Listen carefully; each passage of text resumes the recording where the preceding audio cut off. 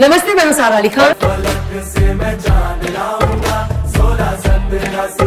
चक्का चक है तू, हाय चक्का चक हूँ मैं। हट जा सामने से, तेरे भैया खड़े हैं।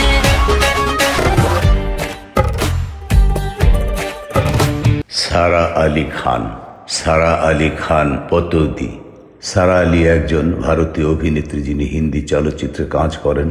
তিনি পতৌদি পরিবারে জন্মগ্রহণ করেন। তিনি অভিনেতা অমৃতা সিং এবং সাইফ আলী খানের কন্যা। কলম্বিয়া বিশ্ববিদ্যালয় থেকে ইতিহাস ও রাষ্ট্রবিজ্ঞানে স্নাতক হওয়ার পর খান 2018 সালে রোমান্টিক নাটক কেদারনাথ এবং অ্যাকশন কমেডি সিম্বা দিয়ে তার অভিনয় জীবন শুরু করেন।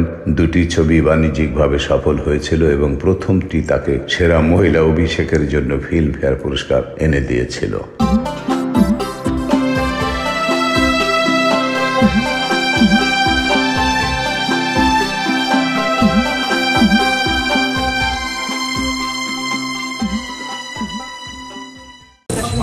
और अगर मैंने पाप नहीं किए तो मैं अंदर जा पाऊंगी और माता रानी को पता होगा कि मैंने पाप किए या नहीं। খান ফোর্বস ইন্ডিয়ার 2019 সালের সেলিব্রিটি 100 তালিকায় স্থান পেয়েছেন। দুটি খারাপভাবে গৃহীত চলচ্চিত্রের পরে তিনি আতরাঙ্গিরে 2021 সালের নাটকে অভিনয় করেছিলেন এবং রোমান্টিক কমেডি যারা হাতকে যারা বাচ্চেতে বাণিজ্যিক সাফল্য পেয়েছিলেন। প্রাথমিক জীবন ও পটভূমি। সারা আলী খান 1975 সালের 12ই আগস্ট মহারাষ্ট্রের বোম্বেতে জন্মগ্রহণ করেন। তার পিতা সাইফ আলী খান মনসুর আলী খান পতৌদি এবং শর্মিলা ঠাকুরের পুত্র এবং মা অমৃতা সিং সর্দার শিভিন্দর সিং বির্ক এবং সোশ্যালাইট রুকসানা সুলতানার কন্যা। তার বাবা মা দুজনেই হিন্দি চলচ্চিত্র শিল্পের অভিনেতা। খান তার পিতার দিক থেকে পশতুন, অসমিয়া এবং বাঙালি বংশোদ্ভূত এবং মায়ের দিক থেকে পাঞ্জাবি বংশোদ্ভূত। খান ইফতিখার আলী খান পতৌদি এবং সাজিদা সুলতানের নাতনি, জ্ঞান দাভিরাম বড়ুয়া হামিদুল্লাহ খান এবং শোভা সিং এর নাতনি, সুলতান জাহান বেগম, গগনেন্দ্রনাথ ঠাকুর, গুণাভিরাম বড়ুয়া এবং সুজন সিংহের নাতৃ এবং সোহা আলী খান ও সাবা আলী খানের ভাগ্নি। কারিনা কাপুরের সাথে তার বাবার দ্বিতীয় বিবাহ থেকে তার এক ছোট ভাই ইব্রাহিম এবং 2 সৎ ভাই রয়েছে। সারা আলী খান পতৌদি একজন ভারতীয় অভিনেত্রী যিনি হিন্দি চলচ্চিত্রে কাজ করেন। তিনি পতৌদি পরিবারে জন্মগ্রহণ করেন। তিনি অভিনেতা অমৃতা সিং এবং সাইফ আলী খানের কন্যা। কলম্বিয়া বিশ্ববিদ্যালয় থেকে ইতিহাস ও রাষ্ট্রবিজ্ঞানে স্নাতক হওয়ার পর 2018 সালে রোমান্টিক নাটক কেদারনাথ এবং অ্যাকশন কমেডি সিম্বা দিয়ে তার অভিনয় জীবন শুরু করেন। প্রাথমিক জীবন ও পটভূমি। সারা আলী খান 1995 সালের 12ই আগস্ট মহারাষ্ট্রের বোম্বেতে জন্মগ্রহণ করেন। সহ অভিনেতা রণবীর সিং এর সাথে খান সিম্বার প্রচার করছেন। কেদারনাথের মুক্তির কয়েক সপ্তাহ পর খান রোহিত শেঠির অ্যাকশন ফিল্ম সিম্বাতে রণবীর সিং এর সাথে অভিনয় করেন, যেটি তেলেগু ভাষার সিম টেম্পার 2015 এর উপর ভিত্তি করে নির্মিত হয়েছিল।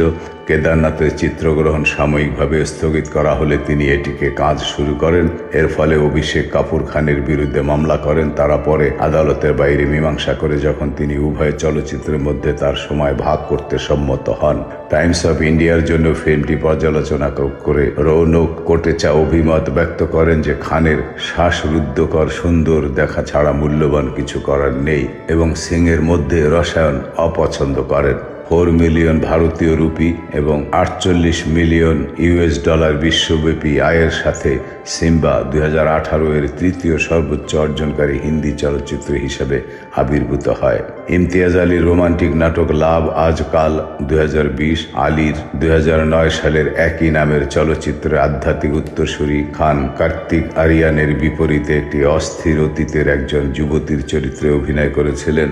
ফিল্মটির একটি নেতিবাচক পর্যালোচনায় scroll.india এর নন্দিনী রামনাথ শোক প্রকাশ করেছেন যে খানের একটি জটিল চরিত্রে অভিনয় করার অভিজ্ঞতা বা দক্ষতা নেই। যোগ করেছেন যে তার তরুণ মুখের মধ্যে একটি ক্যামেরা লাগানো তার ত্রুটিগুলিকে বাড়িয়ে তোলে।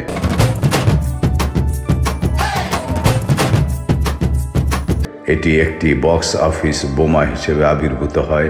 একই বছরে খান বরুণ ধাওয়ানের বিপরীতে কমেডি ফিল্ম কুলি নাম্বার 1-এ অভিনয় করেন। এটি ডেভিড ধাওয়ানের 1995 সালের একই নামের চলচ্চিত্রের রূপান্তর। অ্যামাজন প্রাইম ভিডিওতে ফিল্মটির দর্শক সংখ্যা ছিল দৃঢ়, কিন্তু এটি চলচ্চিত্র সমালোচকদের দ্বারা সর্বসম্মতিক্রমে প্যান করা হয়েছিল। ফিল্মে কোনো মূল্য সংযোজন না করার জন্য খানের সমালোচনা করা হয়েছিল। ফার্স্ট পোস্টের আনা এম ভেটিকার্ড মতামত দিয়েছিলেন যে খান নায়কের প্রেমের আগ্রহের প্লট পূরণ করা ছাড়া আর কিছুই করেননি।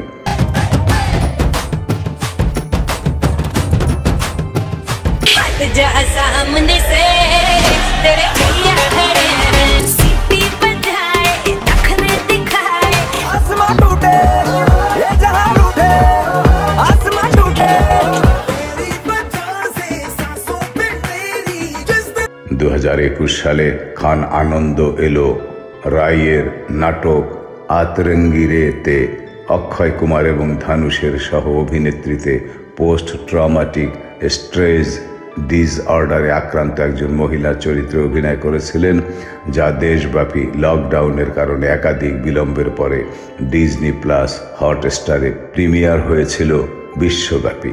ছবিটি সমালোচকদের কাছ থেকে মিশ্র প্রতিক্রিয়া পেয়েছে। হিন্দুস্তান টাইমসের মনিকা রাওয়াল কুকরেজা তাকে চলচ্চিত্রের আত্মা বলে অভিহিত করেন এবং তার অভিনয় পরিসীমা এবং তার বিহারী উচ্চারণের প্রশংসা করেন।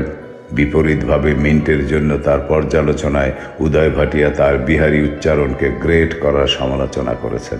2023 সাল থেকে বর্তমান খানের পরবর্তী মুক্তি ছিল 2023 সালে গ্যাস লাইটে একটি হুটুনিট, যা 36 দিনের মধ্যে চিত্রায়িত হয়েছিল, যা ডিজনি প্লাস হটস্টারেও মুক্তি পেয়েছে। চলচ্চিত্রের অসম তিনি পরবর্তীতে যারা হাতকে যারা বাচকে তে ভিকি কৌশলীর বিপরীতে অভিনয় করেছিলেন।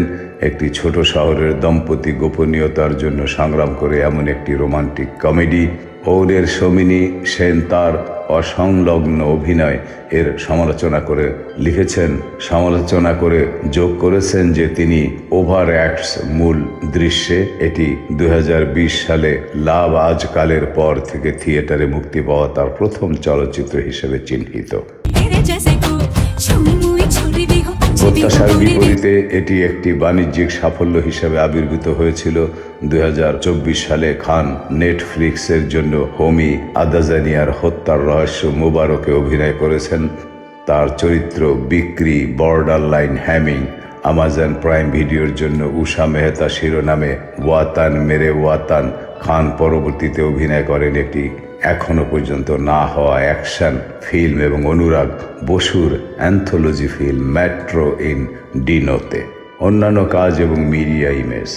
2019 সালে খান ফোর্বস ইন্ডিয়ার সেলিব্রিটি 100 তালিকায় উপস্থিত হন, যার আনুমানিক বার্ষিক আয় 57.5 মিলিয়ন ভারতীয় রুপি এবং $6,90,000 সহ 46তম স্থান ছিল।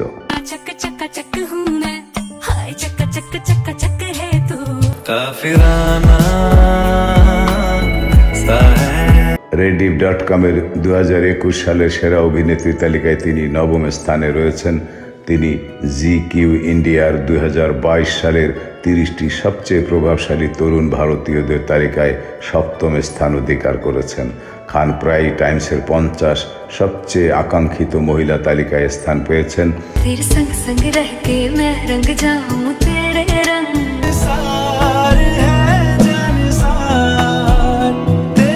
তিনি 2018 সালে 30তম, 2019 সালে 27তম এবং 2020 সালে 24তম স্থানে ছিলেন। খান ফান্টা, পুমা, পেপসি, ভিট এবং কুরকুরে সহ বিভিন্ন ব্র্যান্ড ও পণ্যের জন্য একজন সেলিব্রিটি সমর্থনকারী। 2022 সালে তিনি ইকুইটি অংশীদার হিসেবে পপ কালচার পোশাকের ব্র্যান্ড দ্য সোল্ড স্টোরে যোগদান করেছিলেন। অভিনয় ছাড়াও খান বেশ কিছু কারণ সমর্থন করেন। কোভিড-19 মহামারী চলাকালীন খান অভাবীদের জন্য অক্সিজেন সিলিন্ডার কেনার জন্য সোনু সুদের ফাউন্ডেশনকে দান করেছিলেন। 2021 সালে তার জন্মদিনে তিনি কৈলাস সত্যার্থী চিলড্রেন্স ফাউন্ডেশনের সাথে জোট বেঁধেছিলেন। কোভিড-19-এর কারণে অনাথ শিশুদের সাহায্য করার জন্যে।